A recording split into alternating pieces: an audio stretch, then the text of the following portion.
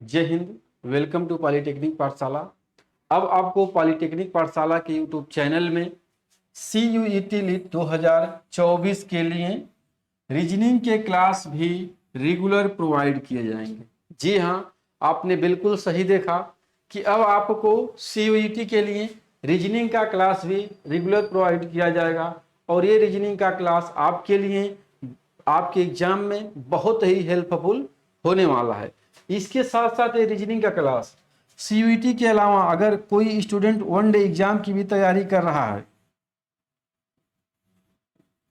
One day exam की भी अगर आप तैयारी कर रहे हैं तो वन डे एग्जाम के व्यू से भी ये क्लास बेहद ही उपयोगी है, क्योंकि रीजनिंग को अब हम इस तरीके से पढ़ेंगे जिसका डर होता है आपका रीजनिंग को लेकर के कि रीजनिंग के क्वेश्चन में आप ज़्यादा समय लगाते हैं या रीजनिंग के कुछ क्वेश्चन ऐसे आते हैं जिसका आप सॉल्यूशन नहीं कर पाते हैं, तो उन सभी प्रॉब्लम का सॉल्यूशन अब आपके पॉलिटेक्निक पाठशाला पर अवेलेबल है रीजनिंग से रिलेटेड।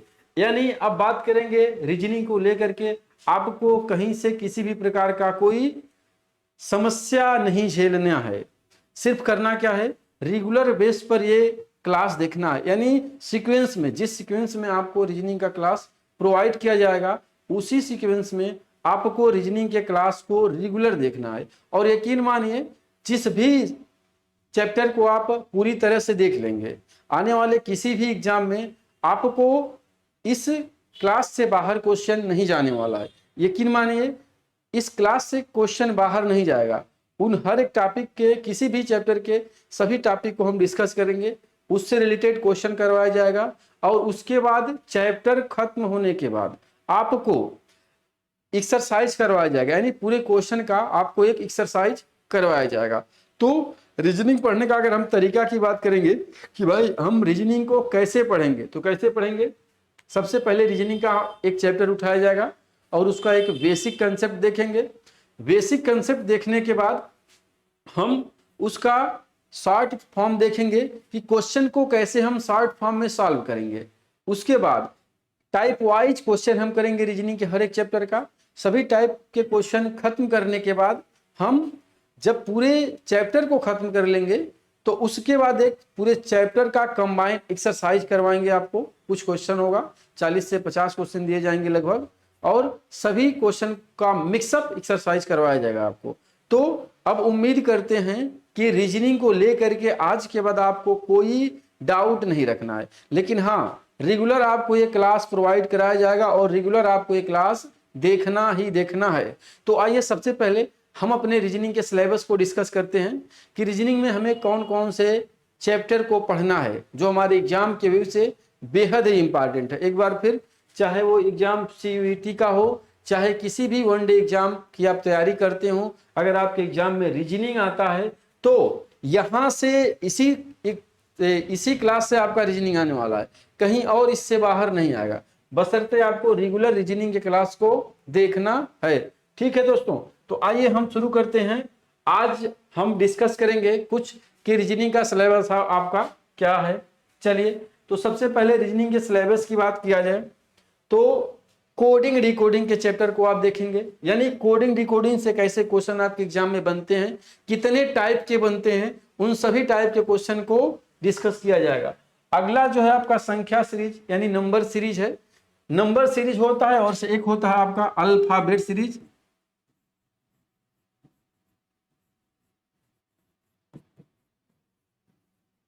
अल्फाबेट सीरीज, तो संख्या सीरीज यानी नंबर सीरीज और अल्फाबेट सीरीज दोनों देखेंगे हम लोग। लुप्त संख्याएं, मिसिंग नंबर बड़े इंपॉर्टेंट चैप्टर होते हैं आपके एग्जाम में, इसको भी देखा जाएगा। कौन कौन से कंसेप्ट पर मिसिंग नंबर में क्वेश्चन बनेंगे, कौन कौन से कंसेप्ट पर मिसिंग नंबर में क्वेश्चन बनेंगे, इन सभी पॉइंट को देखेंगे। मैंने क्या बोला, ध्यान दीजिएगा। हर एक चैप्टर के कितने टाइप के क्वेश्चन बनते हैं और बन सकते हैं, सभी पॉइंट को आपके साथ डिस्कस किया जाएगा। सादृश्यता यानी सिमिलैरिटी, समानता वाले क्वेश्चंस को हम देखेंगे चैप्टर में। वर्गीकरण, क्लासिफिकेशन यानी भिन्न को जो आप बोलते हैं, डिफरेंट चुनना है, उसको देखेंगे। अगला है आपका गणितीय समीकरण, मैथमेटिकल इक्वेशन, यानी मैथमेटिकल इक्वेशन पर भी क्वेश्चन बनाए जाते हैं। इसमें होता है कि प्लस को यदि माइनस कर दिया जाए, माइनस के साथ गुणा का चेंजिंग कर दिया जाए तो आपका क्वेश्चन बनता है इससे। अगला है आपका डाइस यानी पासा, यानी यहाँ से भी क्वेश्चन आपके एग्जाम में बनेंगे। हर एक टॉपिक के क्वेश्चन को डाइस में भी हम डिस्कस करेंगे। अगला आपका क्यूब एंड क्यूबाइड, घन और घना, यहाँ से भी क्वेश्चन बनते हैं और इसको भी हमें पढ़ना है। आकृतियों की गणना, कैलकुलेशन ऑफ शेप्स। अगला है आपका ब्लड रिलेशन यानी रक्त संबंध पढ़ना है आपका, जो बहुत ही इंपॉर्टेंट चैप्टर आपके लिए होता है। बेहद इंपॉर्टेंट चैप्टर आपके एग्जाम में बनता है कैलेंडर का। बहुत सिंपल तरीके से देखना है इसको, इतने सिंपल तरीके से सारे चैप्टर्स का डिस्कस किया जाएगा आपके साथ कि अभी तक आप जिस भी तरीके से रीजनिंग पढ़ रहे थे, एक तरीका हमारा अपना कर देखिए, यकीन मानिए रीजनिंग आपका बदल जाएगा। अगला है आपका क्लॉक, बड़ा इंपॉर्टेंट चैप्टर होता है क्लॉक का भी, इसको हम लोग डिस्कस करेंगे। अगले टॉपिक पर आते हैं, डायरेक्शन एंड डिस्टेंस, दिशा और दूरी, ये भी बेहद इंपॉर्टेंट चैप्टर होता है, इसको भी देखेंगे। न्याय निगमन यानी सिलोजिज्म जो आप बोलते हैं, उसको भी देखेंगे, यानी कुछ कौवे बंदर हैं, कुछ बंदर बिल्लियां हैं, इस टाइप के क्वेश्चन आपके एग्जाम में बनते हैं, आप कंफ्यूज हो जाते हैं। बहुत सिंपल वे में इसको भी हम लोग देखेंगे। क्रम व्यवस्था परीक्षण, ऑर्डर एंड रैंकिंग बोलते हैं, यानी एक व्यक्ति का स्थान दाएं से बाएं से इतना है तो उसमें पंक्ति में कुल कितने बच्चे हैं, इस तरह के क्वेश्चन बनते हैं। अगला है बैठक व्यवस्था यानी सिटिंग अरेंजमेंट।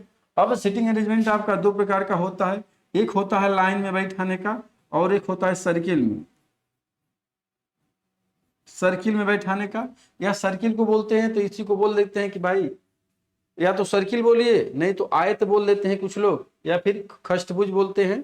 तो ये सारी चीजें बैठक व्यवस्था में आपको देखने मिलेंगी। जिसमें सबसे ज्यादा आपको डिस्टर्बिंग होता है पजल, इसके भी चैप्टर को देखेंगे और बहुत सिंपल तरीके से पढ़ा जाएगा दोस्तों। अगला है वेन डायग्राम, वेन आरेख बोलते हैं आप, बड़े सिंपल क्वेश्चन बनते हैं यहाँ से, लेकिन उसके बाद भी बच्चे गलतियां कर जाते हैं। अगला है कथकी, यहाँ से कुछ ये जो चैप्टर है बेहद इंपॉर्टेंट है और भारत के हर एक एग्जाम में यहाँ से क्वेश्चन बनते हैं, लेकिन बच्चे इस क्वेश्चन को गलत ही कर आते हैं, क्योंकि अभी तक हमें इस क्वेश्चन को सही करने का शायद तरीका बताया जाता है तो हम समझ नहीं पाते हैं, या फिर हम समझने का कोशिश नहीं करते। लेकिन यकीन मानिए अगर आप हमारे साथ रेगुलर बेसिस पर जुड़ते हैं तो ये सारे जो चैप्टर हैं, कथन और तर्क, कथन व पूर्वधारा, अजप्शन, स्टेटमेंट एंड अजप्शन, कथन और निष्कर्ष, स्टेटमेंट एंड कंक्लूजन, ये सारे चैप्टर बेहद इंपॉर्टेंट आपके एग्जाम से। मतलब इस चैप्टर की जब बात करेंगे तो हर एक एग्जाम में आपसे पूछे जाते हैं और बच्चे गलतियां करते हैं, लेकिन ध्यानपूर्वक आप मेरे साथ जुड़ेंगे तो गारंटी है कोई मिस्टेक आपसे नहीं होने वाला है। कथन, निष्कर्ष, स्टेटमेंट एंड कंक्लूजन हो गया। कारण और परिणाम, कॉज एंड इफेक्ट हुआ, एक कारण दिया रहेगा उसका रिजल्ट क्या बनेगा यानी इफेक्ट क्या होगा उसको देखा जाएगा। अगला है आपका निर्णय लेना यानी डिसीजन मेकिंग, कुछ बातें बोली जाएंगी और उसमें बताया जाएगा कि भाई कौन सा डिसीजन आप ले सकते हैं, कौन सा डिसीजन आप नहीं ले सकते हैं। अगले सिलेबस की ओर आगे बढ़ेंगे और ये सिलेबस आपका दर्पण और क्षैतिज प्रतिबिंब, यानी इसको आप बोल सकते हैं कि वाटर इमेज, इसमें होता है थोड़ा सा मिस्टेक हो गया है, वाटर इमेज और mirror image. Mirror image, water image और मिरर इमेज को हम देखेंगे कैसे बनता है। यहां से भी आपका नॉन वर्बल, ये जो नॉन वर्बल के सिलेबस हैं बेहद इंपॉर्टेंट होते हैं आपके लिए, जहां बच्चे गलतियां अक्सर करते रहते हैं। अगला है कागज, फोल्डिंग एंड कटिंग, यानी कागज को मोड़ने और काटने की बात करता है, तो नया आपका डायग्राम जो बनेगा यानी उससे इमेज बनेगा, वह क्या बनेगा, आकृतियों को पूरा करना, कंप्लीट ऑफ फिगर, यानी कुछ एक बड़ी आकृति दी रहेगी उसे निकाल करके 4 ऑप्शन दिए रहेंगे उसमें, और उसमें बोलेगा कि भाई कौन से ऑप्शन को हम यहाँ पर सेट कर दें तो हमारी आकृति पूरा हो जाएगी। आकृतियों की श्रृंखला, फिगर सीरीज, यानी एक सीरीज दिया रहेगा आकृतियों का और 4 ऑप्शन रहेंगे आपको, उसमें बोलेगा कि भाई किस ऑप्शन को हम चूज करें कि आकृतियों की श्रृंखला कंप्लीट हो जाए, पूरी हो जाए। अगला है आपका आकृतियों का वर्गीकरण, क्लासिफिकेशन ऑफ फिगर, यानी इसका क्या मतलब हुआ, जो आपके 4 ऑप्शन दिए रहेंगे और उसमें बोलेगा कि कौन सा इमेज अलग है, यानी कौन सा फिगर सभी में अलग है। तो इन सभी टॉपिक के क्वेश्चंस को देखेंगे, यानी वर्बल रीजनिंग और नॉन वर्बल रीजनिंग की आप बात करेंगे तो सभी पॉइंट को हम बखूबी, बहुत ईमानदारी से और बहुत ही मेहनत के साथ पढ़ाया जाएगा आपको। बस आपको रेगुलर बेसिस पे जुड़ना है ईमानदारी के साथ।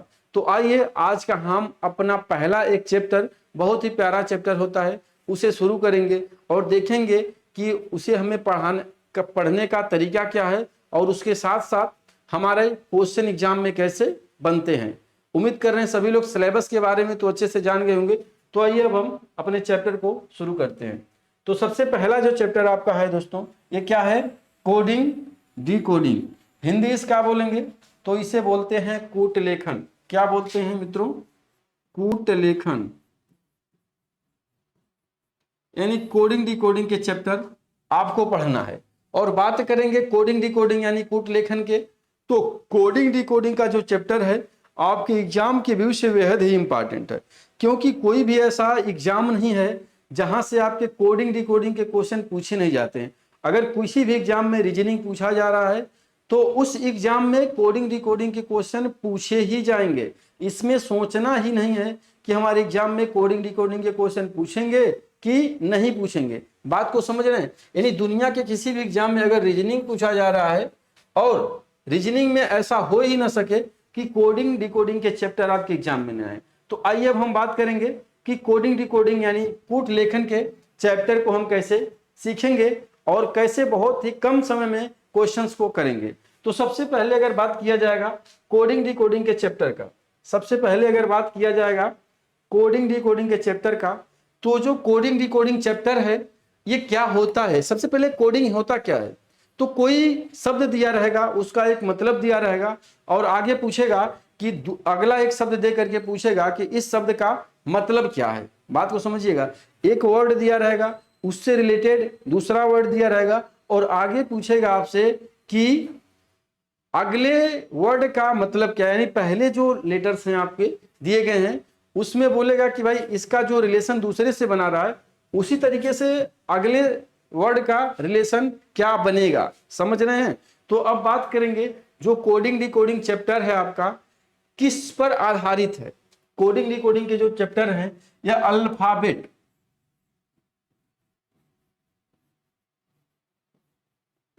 अल्फाबेट के 26 लेटर पर आधारित है। कितने लेटर पर?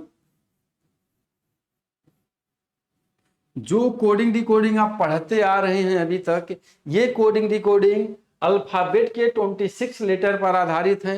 यानी अगर बात किया जाए कि क्या सर अगर किसी को अल्फाबेट के 26 लेटर याद हैं तो रीजनिंग का कोडिंग डिकोडिंग चैप्टर क्लियर है, आपको समझ में आ जाएगा? तो इसका आंसर है नहीं, समझ में तो नहीं आएगा, लेकिन बेस यही है इसका। क्या? अल्फाबेट के लेटर ही बेस हैं। यानी अल्फाबेट के 26 लेटर को बेस मान करके ही हमारे कोडिंग डिकोडिंग के चैप्टर बनाए जाते हैं। तो आइए हम पहले क्या करेंगे, याद करेंगे। सबसे पहले हम देखेंगे कि जो अल्फाबेट में 26 लेटर होते हैं इसके प्लेस वैल्यू को याद करना। क्या? Place value. Place value alphabet का जो 26 लेटर है इसका प्लेस वैल्यू हम देखेंगे, यानी इसके कोड को देखेंगे। कोड क्या है? कोड क्या है? इसका कोड क्या है? किसका? अल्फाबेट के लेटर का कोड क्या है? यानी मेरे कहने का मतलब ये कि अगर अल्फाबेट का जो ए लेटर है वो पहले नंबर पर आता है तो उसका कोड क्या होगा? 1 होगा। यानी अगर 26 लेटर हैं अल्फाबेट में तो 26 का 1 से 26 तक कोड होता है आपका। क्या? 26 का 1 से 26 तक कोड होता है। जैसे मैं बात करूं कि भाई ए जो है इसका कोड क्या होगा, तो ए पहले नंबर पर आता है तो इसका कोड आप बोल देंगे 1 होगा। इसी तरह से बी दूसरे नंबर पर आता है तो इसके कोड को बोलेंगे आप यह 2 होता है। सी तीसरे नंबर पर आता है तो इसके कोड को बोलेंगे कि आप 3 होता है। डी चौथे नंबर पर आता है तो डी का कोड 4 बोल देंगे आप। ठीक इसी प्रकार से जेड 26 नंबर पर आता है तो जेड का कोड 26 बोल देंगे। लेकिन क्या आपको, ये तो सीक्वेंस में जा रहे हैं, लेकिन मैं आपको बीच से पूछ दूं कि आप हमें एन का कोड बताइए, एन का प्लेस वैल्यू बताइए, तो डिस्टर्ब हो जाएंगे और एग्जाम में क्वेश्चन ऐसे ही बनेगा। तो आपको करना क्या है? मेरे कहने का मतलब क्या है कि सबसे पहले जो अल्फाबेट के 26 लेटर हैं उसको याद करने का आपका तरीका क्या होगा। यानी हम कैसे अल्फाबेट के 26 लेटर को याद कर सकते हैं। 1 2 3 लेटर तो बिल्कुल शुरुआत वाले हमें याद ही हैं, यानी ए से डी तक बात करें तो याद है। लास्ट में जेड का भी बोलेंगे कि जेड अगर 26 नंबर पर है तो वो भी हमें याद है। लेकिन क्या और भी लेटर्स के कोड याद करना है तो हम कैसे याद करेंगे? तो सबसे पहले ध्यान दीजिएगा, अब इसमें अगर आपको कोडिंग डिकोडिंग चैप्टर को आप आसानी से करना चाहते हैं तो सबसे पहले आप देखेंगे कि सभी लेटर के कोड आपको याद करने ही पड़ेंगे। बहुत बच्चे क्या करते हैं कि ए से जेड तक लिख लेते हैं और उसके बाद ए से 1 से लेकर 26 तक, 1 से लेकर 26 तक के नंबर को लिख लेते हैं, और जब कोई क्वेश्चन आता है तो खोजते हैं, सर्च करते हैं कि कौन से लेटर का कोड क्या होगा। आपको ऐसे नहीं करना है। ऐसे करेंगे आप खोजने में, लिखने में बहुत ज्यादा अपना टाइम स्पेंड कर देंगे और रिजल्ट नहीं बन पाएगा आपका। तो इसके लिए क्या करना है, अभी एग्जाम में टाइम है और एग्जाम से पहले आप प्रिपेयर भी कर रहे हैं, तो क्या करना है, सबसे पहले आपको जो आपका ये लेटर है इसका सब कोड याद करना होगा। तो आइए हम बात करेंगे कि कोड को कैसे याद करेंगे, यानी ए से जेड तक के जो लेटर हैं आपके, उसके सभी कोड को आप याद कैसे करेंगे। तो ध्यान दीजिएगा, अब आपको बहुत ही ईमानदारी के साथ बोर्ड पर देखना है, यानी जितने भी लेटर हैं ए से जेड तक के जितने भी लेटर हैं, सभी लेटर के कोड को हम अभी निकालना सिखाएंगे आपको, और सभी लेटर के डायग्राम से ही, यानी लेटर का जो इमेज बनता है आपका, उसी इमेज से उस लेटर का कोड हम निकालना सिखाएंगे आपको। तो बिल्कुल बोर्ड पर आपका ध्यान होना चाहिए, कहीं और ध्यान नहीं होना चाहिए। अगल बगल अगर कोई डिस्टर्बिंग एलिमेंट है तो उसे आप दूर करके आप ध्यान दीजिए। यकीन मानिए, अगर आपको कोड याद हो गया तो रीजनिंग का आधा प्रॉब्लम, यानी कोडिंग डिकोडिंग का आधा प्रॉब्लम आपका सॉल्व हो गया। तो सबसे पहले बात किया जाए कि अगला जो लेटर होता है आपका, देखिए ए बी सी डी, यहां तक तो सिंपल है याद करना, क्योंकि ये शुरुआत के ए से डी तक के लेटर हैं। तो यहां पर आप बहुत आराम से बोल सकते हैं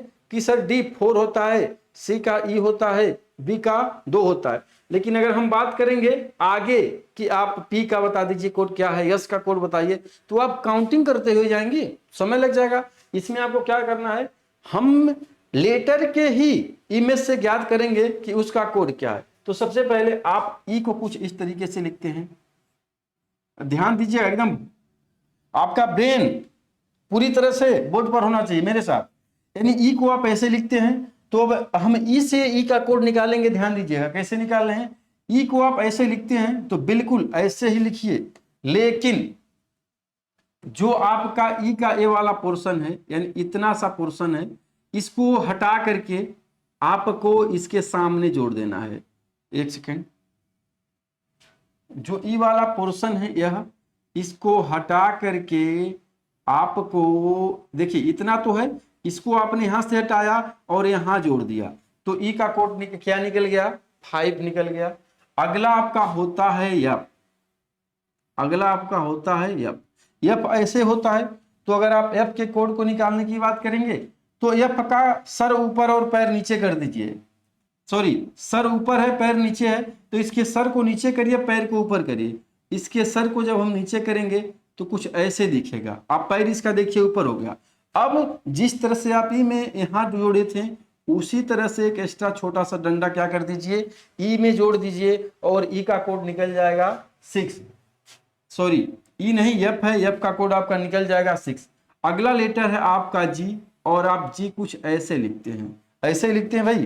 तो जी को अगर आप ऐसे लिखते हैं तो सबसे पहले हम जी से अब जी का कोड निकालेंगे, तो ये सारा पॉइंट जी से आप रिमूव कर दीजिए। क्या कर दीजिए, ये जो सारा पॉइंट है यहाँ तक जी से रिमूव कर दीजिए, तो आप देखेंगे जी इस तरह से कोई इमेज छोड़ रहा है, तो जी का कोड क्या हो गया, 7 हो गया। अगला आपका लेटर होता है एच, और एच को आप ऐसे लिखते हैं, एच को आप ऐसे लिखते हैं। तो देखिए एच को ऐसे ही लिखने दीजिए, ऐसे ही रहने दीजिए, लेकिन अब क्या करिए, एच में कुछ एक्स्ट्रा चीजें जोड़ दीजिए और ये बना देगा आपका एच का कोड। तो देखिए आप एक्स्ट्रा चीजें जोड़े तो क्या निकला आपका कि एच से एट कुछ इस तरह का होता है, और यह एच से आप क्या निकाल लिए, एट जैसे कुछ इमेज निकाल लिए। ध्यान दीजिएगा, यह अभी आपको याद करने के लिए है, मतलब किसी भी तरह से आपको एच का कोडिंग निकालना है। तो हमने एच में थोड़ा सा मॉडिफाई किया, तो एच का कोड 8 निकल गया। अगला लेटर आपका होता है आई, आई होता है, और आई को तो सभी बच्चे इस तरह से लिखते हैं, लिखते हैं बच्चा। तो बताइए आई का कोड क्या हो गया, 9। अगला है आपका जे, जे को ऐसे लिखना है, और आपको जे के लेटर को, यानी जे के कोड को याद कर लेना थोड़ा सा ईमानदारी से। क्योंकि इसका डायग्राम से बनाना थोड़ा मुश्किल है। तो क्या करेंगे, आप जे के कोड को याद करेंगे 10। अगला है आपका के को आप ऐसे लिखते हैं, बहुत अच्छी बात है, ऐसे सभी लोग लिखते हैं, आप भी ऐसे लिखना है। अब लिखना तो ऐसे है, लेकिन ध्यान दीजिएगा, ये बड़ा डंडा ऐसे रहने दीजिए, ये छोटा डंडा, ये छोटा डंडा, दोनों छोटे डंडे को लेकर के यहां पर एक बड़ा डंडा बना दीजिए और के का कोड निकल जाएगा 11 11। अगला है आपका यल आप ऐसे लिखते हैं बच्चा, तो यल को बिल्कुल ऐसे लिखने दीजिए, लेकिन ध्यान दीजिए ऐसे तो आपको यल लिखना है। अब इसमें क्या करना है, एक एक्स्ट्रा डंडा इधर बना देना है, और ध्यान दीजिए जब 10 से आप आगे जाएंगे तो सबके आगे एक जोड़ देना है, यानी इसके पहले एक जोड़ देंगे तो यल का कोड क्या हो जाएगा आपका 12 यानी 12 होगा। अगला लेटर आपका क्या है, यम है। यम को आप ऐसे लिखते हैं, ऐसे लिखते हैं भाई। तो अब ध्यान दीजिए, यम से हम यम का कोड निकाल लेंगे कैसे। अब यम अगर खड़ा है तो उसको धक्का मारिए, थोड़ा सा झगड़ा वगड़ा आप करते होंगे अपने घर में अपने छोटे भाई बहन से, तो क्या करना है, इसके साथ भी थोड़ा सा झगड़ा करेंगे यम के साथ हम, और इसको धक्का मारेंगे, इसके दाएं बाएं से धक्का मारेंगे, इसको दाएं गिराएंगे, और जब इसको हम दाएं गिराएंगे तो यम बेचारा कुछ ऐसे बिस्तर पर पड़ जाएगा। देखिए ऐसे ही पड़ेगा बिस्तर पर। अब ऐसे जब बिस्तर पर पड़ जाता है तो इसके आगे भी एक डंडा लगा देना आपको, तो यम का कोड निकल गया आपका 13। अगला है आपका यन, अगला है आपका यन।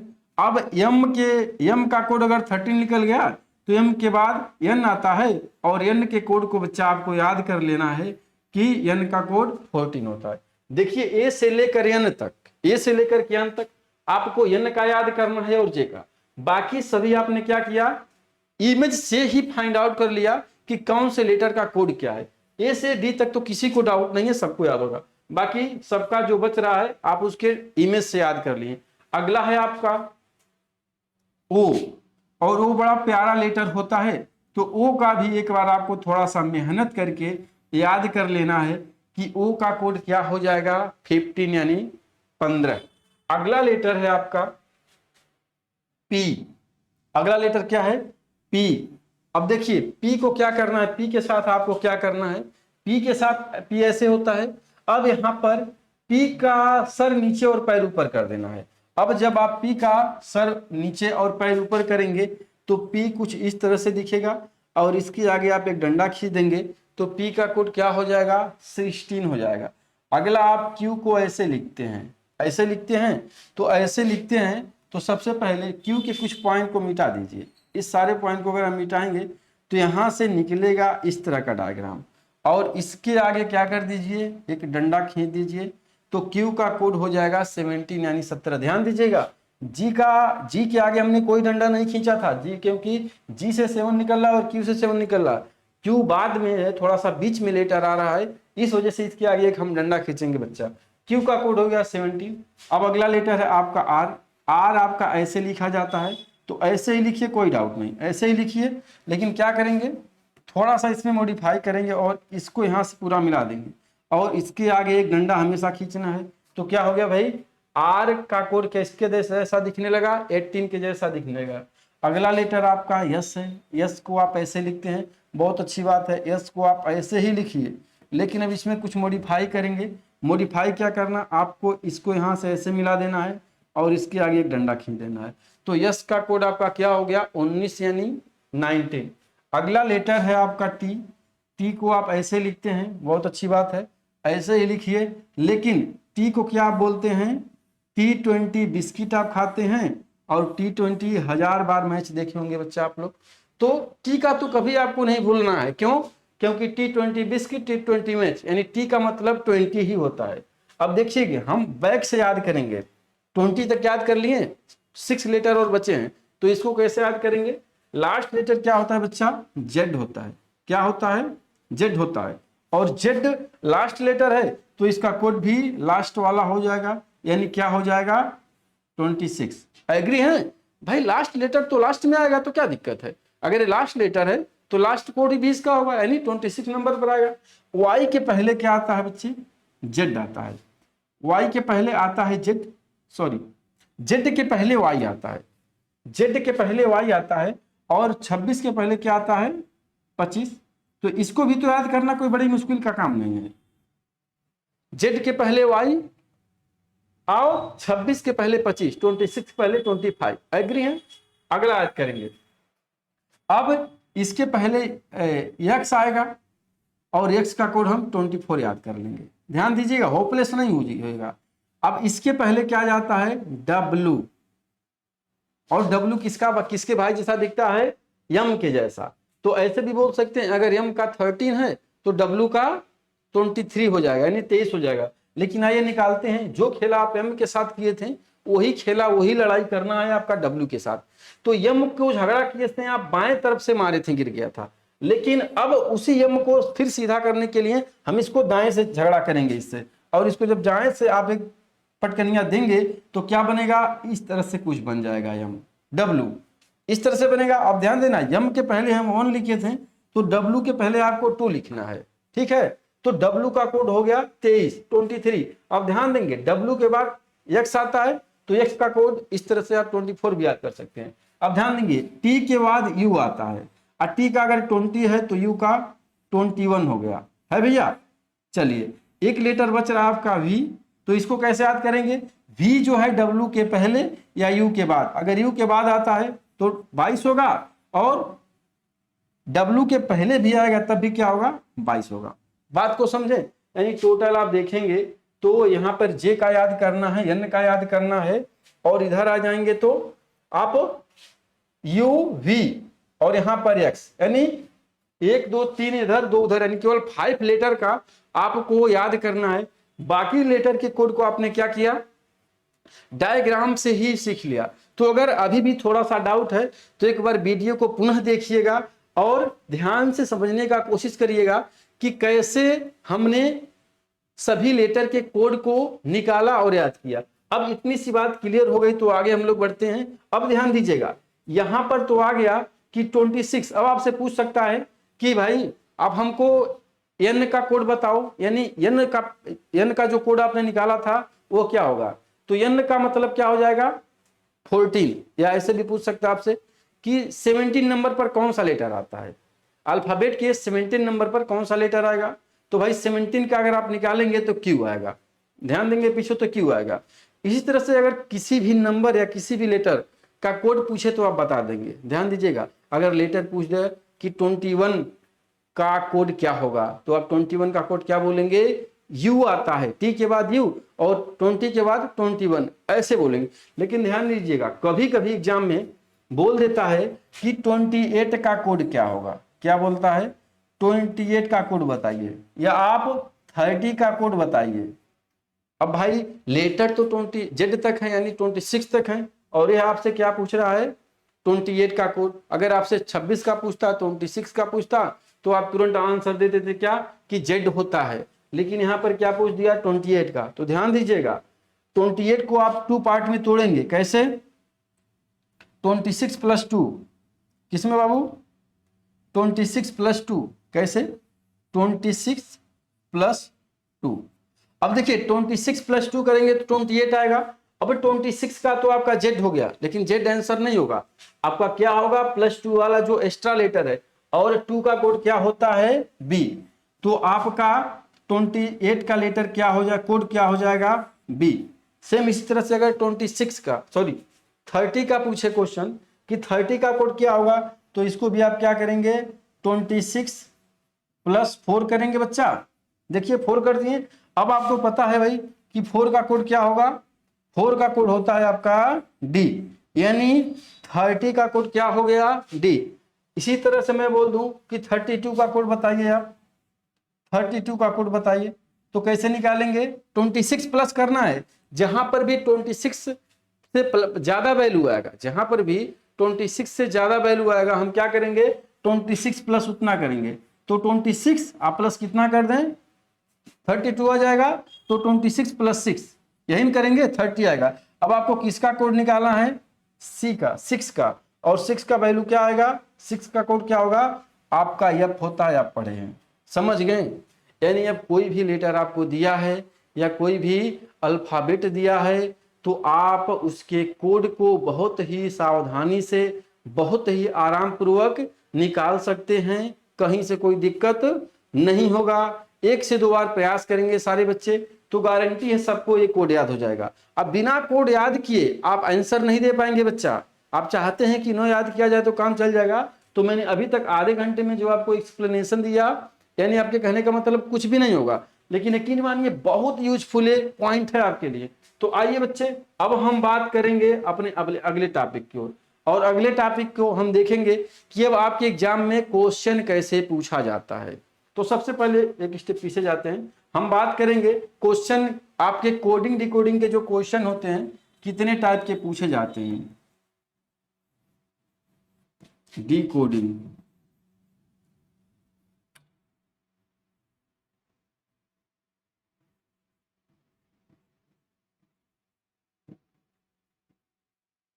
कोडिंग डिकोडिंग के जो क्वेश्चन हैं आपके एग्जाम में कितने टाइप के क्वेश्चन आपसे पूछे जाएंगे। तो जो पहले टाइप का क्वेश्चन पूछा जाएगा वो पूछा जाएगा आपका अल्फाबेट कोडिंग। Alphabet coding. अगला होगा आपका लेटर कोडिंग।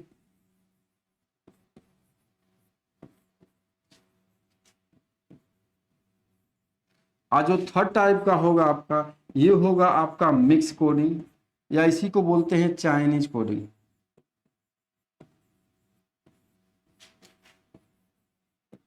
क्या बच्चा सीखा आपने अभी? यानी कोडिंग की कोडिंग के कितने टाइप के क्वेश्चन, टाइप ऑफ क्वेश्चन।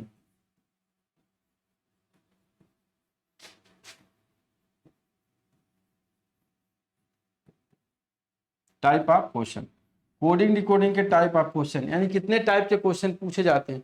तो सिर्फ 3 टाइप के क्वेश्चन पूछे जाते हैं आपको। अल्फाबेट कोडिंग, अल्फाबेट को लेकर के बताएगा। सेकंड होगा आपका लेटर कोडिंग, अल्फाबेट से लेटर की ओर कन्वर्ट करेगा, लेटर की ओर, और वहां पर आपसे क्वेश्चन पूछा जाएगा। अगला होगा मिक्स कोडिंग यानी चाइनीज कोडिंग, यानी दोनों को मिक्स करके या एक अलग स्टेप में आपका कोडिंग के क्वेश्चन पूछे जाएंगे। तो आइए सबसे पहले हम शुरू करेंगे अपना अल्फाबेट कोडिंग। क्या बच्चा? अल्फाबेट कोडिंग को सबसे पहले हम पढ़ना आज शुरू कर रहे हैं। ध्यान से सुनिएगा, आराम से पढ़िएगा, गारंटी है कहीं से कोई दिक्कत नहीं आने वाला आपके साथ। चलिए, तो आपका पहला क्वेश्चन है कोडिंग।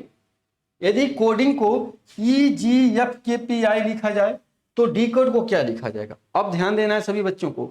इस क्वेश्चन को आप कैसे करेंगे? तो सबसे पहले अगर आप नए स्टूडेंट हैं तो इस क्वेश्चन को पढ़ेंगे और अपने रफ पेपर पर इसको ऐसे लिखेंगे CODING,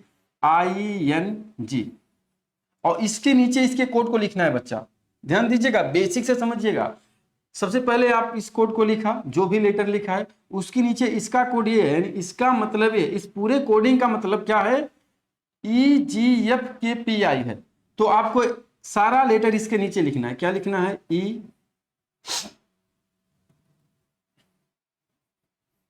EGFKP और I। ठीक है, अब आपको देखना है कि इसमें कौन सा रूल चलेगा जिससे कोडिंग को इतना लेटर लिख दिया। ये चीजें लिखा है EGFKPI। ठीक उसी प्रकार से आप डी कोड को कैसे लिखेंगे? तो अगर आप इसको ध्यान से देखेंगे तो इसमें एक रूल चल रहा है, यानी C से E बना रहा है, O से G बना रहा है। एक सेकेंड, O से G, यहाँ पे Q होगा बच्चा, ध्यान दीजिएगा, यहाँ पे Q होगा, इसको कर लीजिएगा ध्यान से। यहाँ पे G नहीं Q होगा, पूरा मीटिंग Q होगा, इसको Q करिएगा। हम करिए क्यों मिस्टेक हो रहा है? कोई दिक्कत नहीं, मिस्टेक हो जाता है टाइपिस्ट महोदय से। आइए इसको भी कर लीजिएगा, इंग्लिश वाले बच्चे।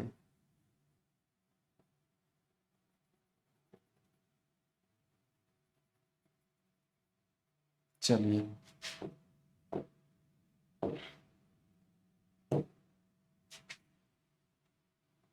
क्यों करिए, यहाँ पर अब बनेगा ना क्यों। चलिए ठीक, यहाँ भी क्यों होगा।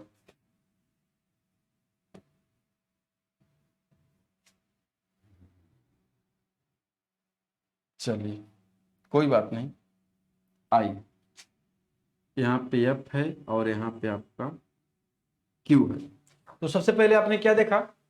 C से E बन रहा है, O से Q बन रहा है, D से F बन रहा है, और I से K बन रहा है, N से P बन रहा है, और G से I बन रहा है। तो सबसे पहले आप देखेंगे C से E बनने में कितने का गैप है, तो इसमें अगर +2 ऐड कर दिया जाएगा तो आपका E बन जाएगा। इसी तरह से सारे लेटर्स को चेक करेंगे तो सभी में क्या है, +2 का गैप है, यानी सभी लेटर्स में +2 ऐड कर देने पर आपको ये कोड मिल रहा है। ठीक इसी प्रकार से अगर डी कोड की बात करेंगे तो डी कोड का कोड क्या हो जाएगा आपको, DECODE। अब डी कोड की बात करेंगे तो सभी लेटर्स में +2 करेंगे, क्या करेंगे, सभी में +2 अगर किया जाएगा तो डी में +2 ऐड करेंगे। ध्यान दीजिएगा, अब यहाँ पे आपका जो कोड है लर्न यहाँ पे काम करेगा आपका। जैसे अगर आप बात करेंगे 4 है तो डी का कोड 4 है, तो 4 में अगर 2 ऐड कर दिया जाएगा तो 6 हो जाएगा, और 6 का कोड आप यहाँ पे लिख सकते हैं। ये 5 होता है, 5 में 2 ऐड करेंगे 7 होगा, यानी ये जी हो जाएगा। 3 है, 3 में 2 ऐड करेंगे 5 होगा, यानी ई हो जाएगा। ओ यानी 15 है, 15 में 2 ऐड करेंगे यानी क्यू 17 हो जाएगा। 4 है, 4 में 2 ऐड करेंगे एफ हो जाएगा। ई में 2 ऐड करेंगे, 5 में 2 ऐड करेंगे तो 7, और 7 का मतलब जी होता है। देखिए ना, तो अभी तो मान लीजिए सिर्फ 2 जोड़ना था, 2 ऐड करना था तो सिंपल था, आप लेटर में भी जो 2 जोड़ करके कर सकते थे। लेकिन अगर यही गैपिंग बड़ा हो जाए, इसकी गैपिंग को बड़ा कर दिया जाए तो आप क्या करेंगे, तब तो आप लेटर से पहुंच नहीं पाएंगे। तो इसके लिए आपको 100% कोडिंग याद करना ही पड़ेगा सभी लेटर का। अब ध्यान दीजिए, और भी इसमें पैटर्न चलते हैं, थोड़ा ध्यान दीजिएगा। तो ये कौन सा पैटर्न हो गया बच्चा, आपने जो कोडिंग को इतना लिखा नहीं, एक दूसरे को, सामने वाले को एक दूसरे को फॉरवर्ड कर रहे हैं। क्या कर रहे हैं, फॉरवर्ड कर रहे हैं, फॉरवर्ड कर रहे हैं। तो ये अल्फाबेट कोडिंग का फॉरवर्ड पैटर्न है। क्या है बच्चा, अल्फाबेट कोडिंग का ये फॉरवर्ड पैटर्न, पीछे शायद लिखा भी था, देखिए फॉरवर्ड पैटर्न। आपने क्या सीखा, अल्फाबेट कोडिंग का ये फॉरवर्ड पैटर्न पर कार्य कर रहा है। अब देखिए इसमें कितना प्लस माइनस हो सकता है। अब इसमें सिर्फ प्लस नहीं, माइनस भी हो सकते हैं, ध्यान दीजिएगा। यानी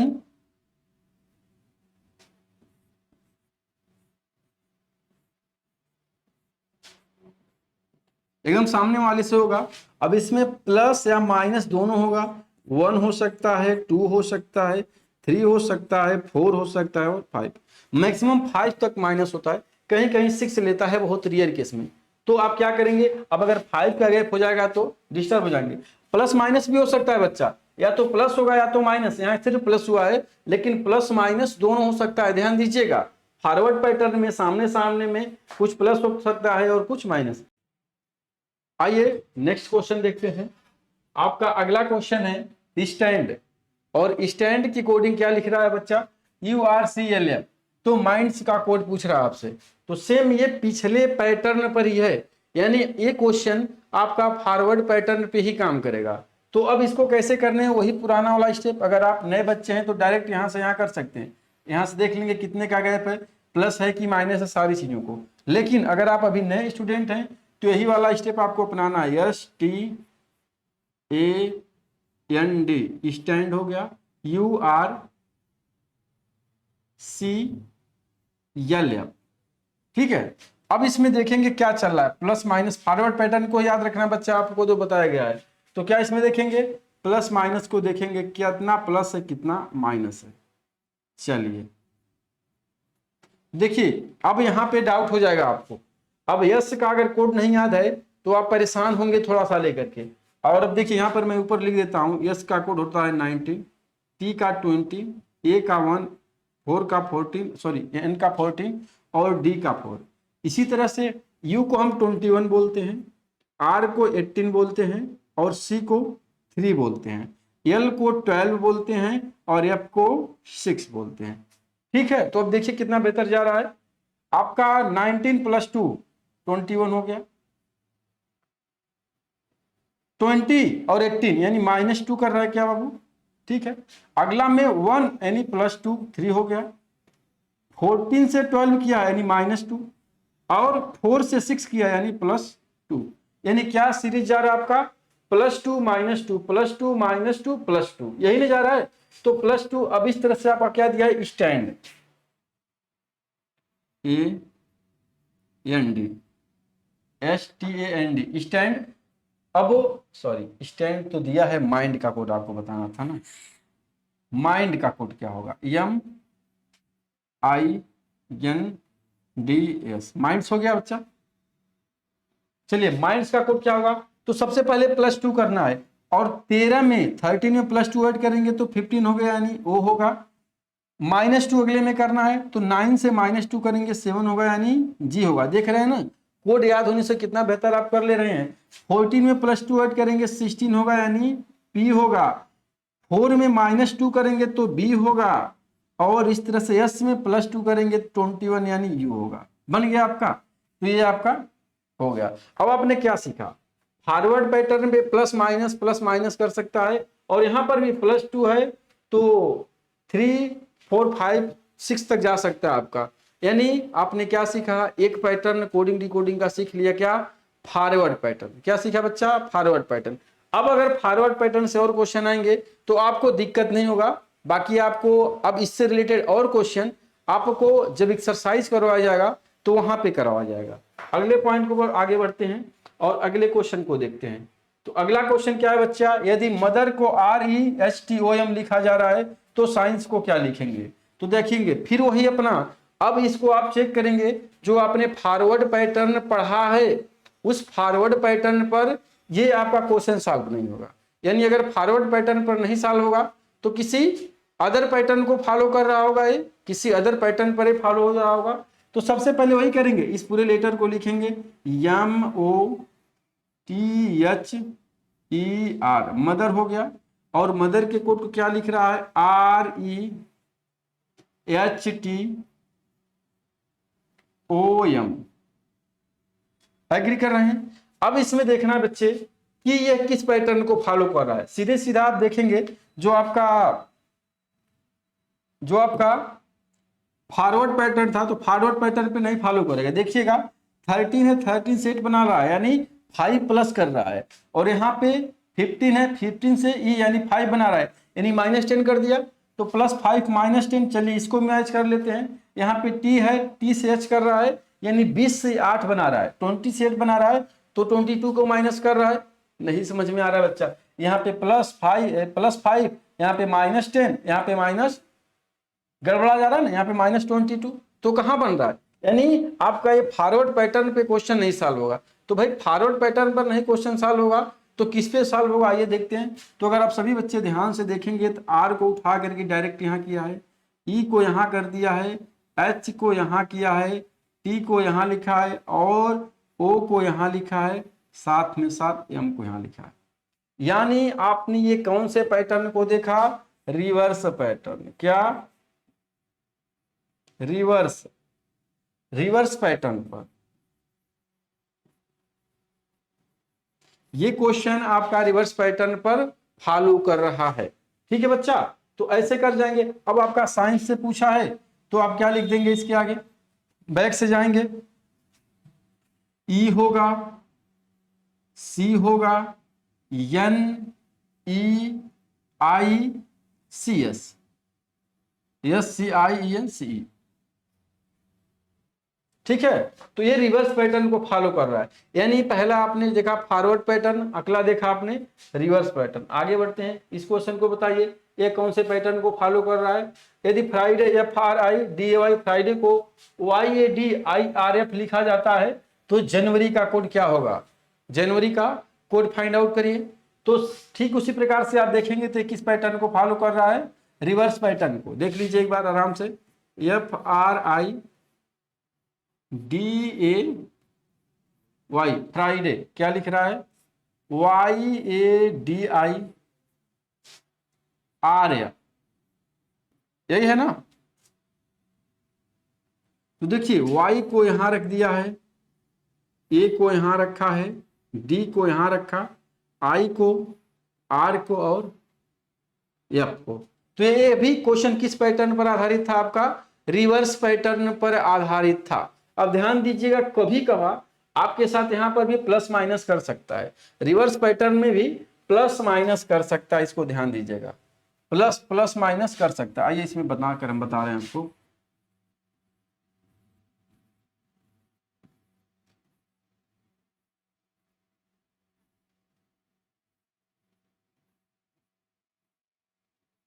रिवर्स पैटर्न को फॉलो करेगा, यानी इसमें प्लस या माइनस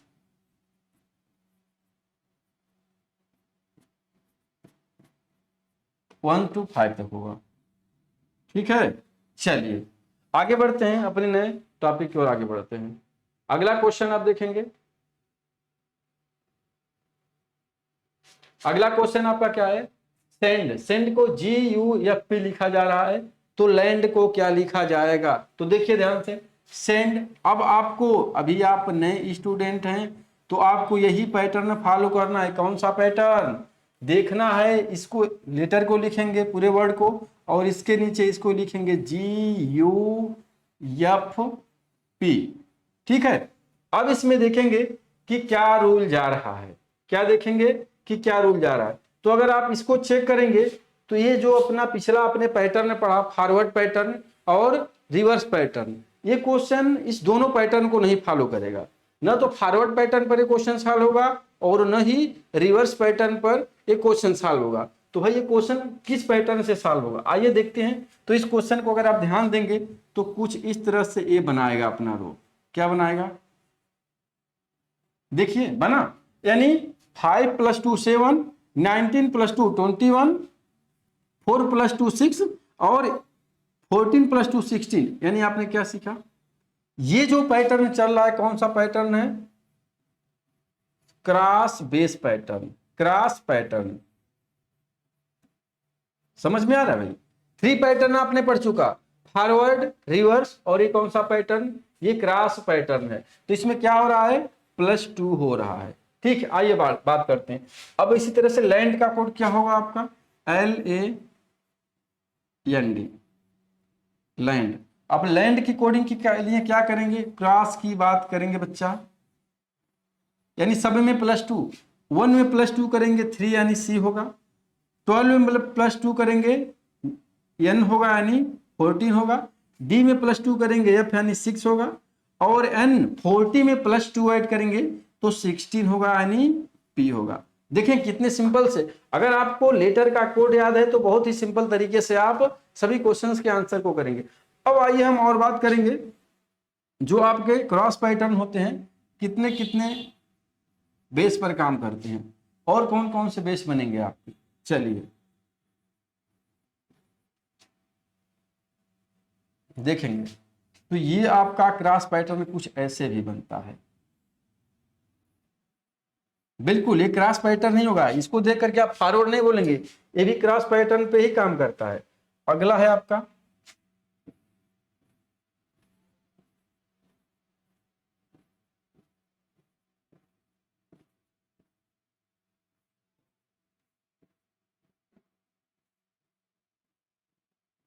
ये भी आपका क्रॉस पैटर्न है। एक और नोट करेंगे,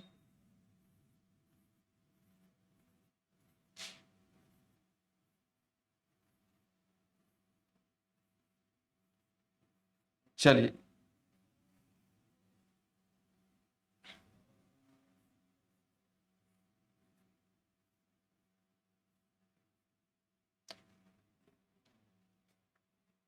एक सेकंड,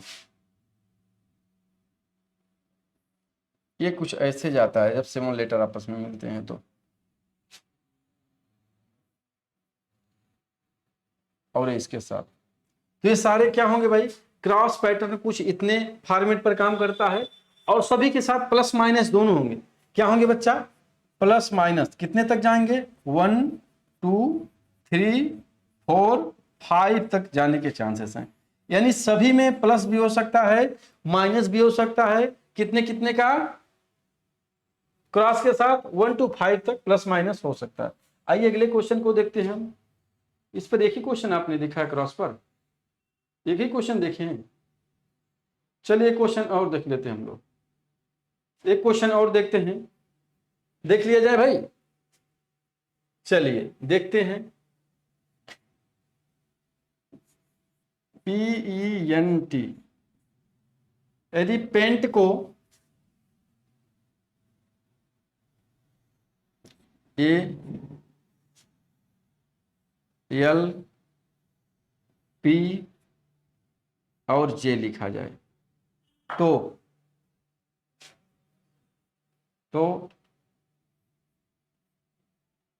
तो आपका हैंड को क्या लिखा जाएगा? हैंड का कोड बताइए, बताइए तो। ये अलग चीजें हैं उधर की। चलिए, हमने क्या बोला, पेंट को ALPJ लिखा जा रहा है, क्रॉस पैटर्न पर है बच्चे, चेक करेंगे तो हम हैंड को क्या लिखेंगे? देखिए यहाँ पे क्या हो रहा है, यहाँ पे क्या हो रहा है, और यहाँ पर ऐसे चेक कर लीजिए।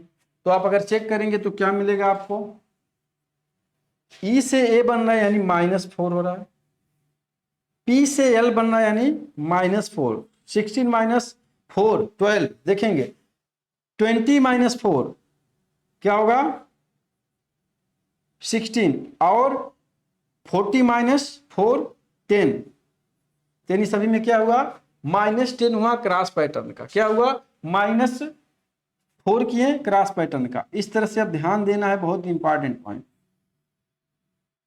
अब यहां पर A है, A से ध्यान देंगे सारे बच्चे, A से अगर हम -4 करेंगे तो क्या जाएंगे, A से अगर हम -4 करेंगे तो क्या जाएंगे, तो ध्यान दीजिएगा। अब A से हम बैक में जाएंगे, यानी आपको क्या मिलेगा, Z मिलेगा। Z के बाद जैसे ध्यान दीजिएगा, आपने E से -4 कर दिया, पीछे गया, ध्यान दीजिएगा, हम थोड़ा सा लिख कर आपको समझा रहे हैं, CDE।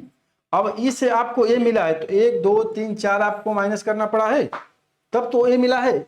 इसी तरह से अगर A से माइनस करना है तो हम पीछे जाएंगे, यानी ध्यान दीजिएगा, यानी A, फिर बैक होगा Z, फिर Y, फिर X, और इसके इधर होगा W। यानी कितना माइनस करना है आपको, 4 माइनस करना है। तो जब हम 4 माइनस कर देंगे तो आपको क्या मिलेगा, W मिलेगा। यानी यहाँ पर कौन सा लेटर बनेगा, W। अब 8 में से 4 माइनस करेंगे, -4 सब में जा रहा है, ध्यान दीजिएगा, 8 से 4 माइनस करेंगे तो 4 बनेगा, यानी D होगा। D से 4 माइनस करेंगे, ध्यान दीजिएगा, अगर D से हम 4 माइनस करेंगे तो क्या मिलेगा आपका, D से देखिए 4 माइनस कर रहे हैं, 1 2 3 4, तो आपको मिलेगा Z। इस तरह से 14 से हम 4 माइनस करेंगे तो आपको मिलेगा J। बात को समझें, थोड़ा सा यहाँ पर कंसंट्रेट करना है A को लेकर के। यहाँ से क्वेश्चन कई बार आपको कंफ्यूज करने का कोशिश करता है कि भाई कैसे हम यहाँ पर A से बैक में जाएंगे बच्चा। अब A से बैक में गए, A के बाद Z, Z के बाद Y, और Y के बाद X। यहाँ पर कैसे किया आपने, E से आपने 4 माइनस किया तो 1 आया, 5 में से 4 माइनस किया तो 1 आ गया। तो इस तरह से अगर A से हम माइनस करते हैं और बैक जाएंगे तो क्या मिलेगा आपको, 1 2 3 4, यानी 4 माइनस करेंगे तो W मिलेगा। यहाँ से फिर आपने क्या हुआ था, यहाँ D। अब देखिए D से हमने माइनस किया तो इसके बाद Z आएगा, तो 1 2 3 4 यानी Z बना। समझ रहे हैं सभी बच्चे, समझ रहे हैं कि नहीं बताइए। चलिए अब हम आगे बढ़ते हैं, यानी आप अब बेहतर से इस क्रॉस पैटर्न को भी सीख गए होंगे। आगे हम बढ़ते हैं अपने अगले पैटर्न। 3 पैटर्न हो गया, फॉरवर्ड पैटर्न, रिवर्स पैटर्न और क्रॉस पैटर्न। अगला बढ़ते हैं, अगला आपका क्या है, दिसंबर। दिसंबर को ECEDREBM लिखा जा रहा है, तो आपका टीचर्स को क्या लिखेंगे। अब देखिए इस क्वेश्चन को अगर आप चेक करेंगे, जो 3 पैटर्न आप पढ़ चुके हैं, तो 3 पैटर्न में किसी भी पैटर्न पर ये क्वेश्चन आपका सॉल्व नहीं होने वाला है। यानी न तो ये फॉरवर्ड पैटर्न पे सॉल्व होगा, न तो रिवर्स पैटर्न पर, और न ही क्रॉस बेस पैटर्न पर ये क्वेश्चन सॉल्व होगा। तो भाई इसके लिए अगर ये तीनों को नहीं फॉलो करेगा तो किसी नए रूल को फॉलो करेगा। आइए देखते हैं कौन से रूल को फॉलो करता है। तो सबसे पहले DECEMBER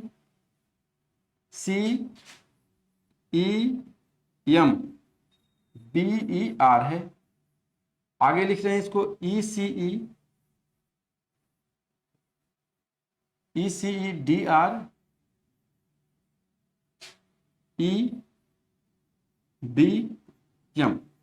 अब इसमें 3 पैटर्न जो आपने सीखा वो फॉलो नहीं करेगा, तो भाई फॉलो क्या करेगा, आइए देखा जाए। सबसे पहले बात करेंगे तो ECE यानी ECED, यानी ECED यानी 4 लेटर को लिख करके यहां से लिखना शुरू कर दिया है, और फिर कह रहा है REBM, तो REBM। बात को समझें, यानी ये कौन सा पैटर्न है बच्चे, तो ये पैटर्न है पोजीशन बेस। क्या है, पोजीशन पैटर्न पर ये कार्य कर रहा है, पोजीशन बेस पैटर्न।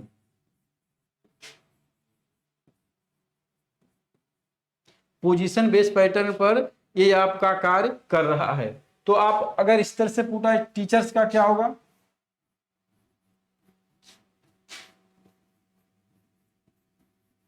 टीचर्स, तो क्या करेंगे, टोटल कितने, 1 2 3 4 5 6 7 8, ठीक है। तो 4 लेटर को पीछे से और लास्ट वाले 4 लेटर को पीछे से आप लिखेंगे। क्या कर रहे हैं बच्चे, CAET, सही है ना, CAET। अगला क्या है, SREH, ठीक है, EH, आपका ये कोड बन गया क्या। तो ये किस पैटर्न पर था, 4 पैटर्न को पढ़ रहे हैं, टाइप नंबर, पैटर्न नंबर 4 को आपने पढ़ा, तो ये कौन सा पैटर्न 4 है, और रिवर्स पैटर्न। आगे बढ़ते हैं, हम देखते हैं ज्योग्राफी, GEOGRAPHY OEGARGYH लिखा जा रहा है, तो चिल्ड्रेंस को क्या लिखा जाएगा, तो इसको भी चेक करिए। तो अगर आप चेक करेंगे तो देखिए OEG, OEG, अगला बोल रहा है क्या, ARG, और अगला क्या बोल रहा है, YHP। बात को समझ गए, 3 पार्ट में इसको कर रहा है, पहले थर्ड से लेकर के फर्स्ट तक जा रहा है, फिर यहां से ले रहा है और इतना, और फिर लास्ट को लेकर के, यानी 3 पॉइंट में इसको डिवाइड कर दिया है। तो अगर हम बात करेंगे इसका कि भाई कैसे बनाया जाए, तो सबसे पहले I से C तक लिखेंगे बच्चा। हम चिल्ड्रेन के कोड को लिख रहे हैं, क्या चिल्ड्रेन के कोड को लिख रहे हैं, ध्यान दीजिए। तो IHC होगा, IHC। अब अगला क्या है आपका, ये है DRHD, तो RHD, यही तो बच्चे। अगला क्या इसमें, चलिए कोई बात नहीं, एक पॉइंट मिस है, यहां पर आप कर लीजिए चिल्ड, अच्छा यहां पर सर यस नहीं लिखे, कोई बात नहीं, हमारे टाइपिस्ट महोदय से छोटा सा मिस्टेक हो गया, ध्यान से उतर गया होगा, तो यहाँ पे कर लीजिए यहाँ पे यस। तो यहाँ पर क्या हो जाएगा, SNE, यस, कोई बात नहीं, ध्यान दीजिए, चलिए SNE बना भाई। यानी आपने क्या किया, 3 लेटर को लेकर के लिख दिया, यानी पोजीशन बेस्ड पैटर्न को भी समझ में आ गया होगा उम्मीद है। यानी पोजीशन बेस्ड पैटर्न में क्या करता है भाई, पोजीशन बेस्ड पैटर्न में क्वेश्चन के जो लेटर होते हैं उसी लेटर को आगे पीछे करता है और कुछ भी इसमें नहीं किया जाता है। बात को समझ गए सभी बच्चे। तो चलिए अब आज तक इतना हमने 3 पैटर्न पढ़ा। सबसे पहले हमने क्या सीखा बच्चा, सबसे पहले हमने सीखा कि जो आपके 26 लेटर हैं उसके कोड को कैसे याद करना है। सभी कोड को बच्चे याद करना ही पड़ेगा, बिना कोड याद किए आप अब क्वेश्चंस को नहीं कर पाएंगे। अभी तो सिंपल में जा रहा है मेरे बच्चा, जैसे आप नंबर कोडिंग पढ़ेंगे वहां पर तो बेहद इंपॉर्टेंट हो जाता है आपका क्या, कोड याद करना। बिना कोड के आप लेटर नंबर कोडिंग नहीं पढ़ सकते हैं। तो इस वजह से एक बार ईमानदारी पूर्वक वीडियो को, उसको अगर एक बार नहीं समझ में आएगा तो 2 बार देखिएगा, और किसी भी तरह से करके अगर ईमानदारी से आप वीडियो देखेंगे तो गारंटी है कि आपका कोड याद हो जाएगा। और कोड याद हो जाएगा तो आगे आपने क्या पढ़ा, लेटर कोडिंग पढ़ा, और लेटर कोडिंग में क्या आपने पढ़ा, पहला forward base pattern, reverse base, cross pattern और पोजीशन बेस, 4 पैटर्न आपने पढ़ा। अब चारों पैटर्न को आपको ध्यान में रखना है, और इससे बनने वाले किसी भी एग्जाम में अगर क्वेश्चन बन रहे हैं तो बहुत आप आसानी से सॉल्व कर जाएंगे। आगे का क्लास हम अगले दिन कंटिन्यू करेंगे।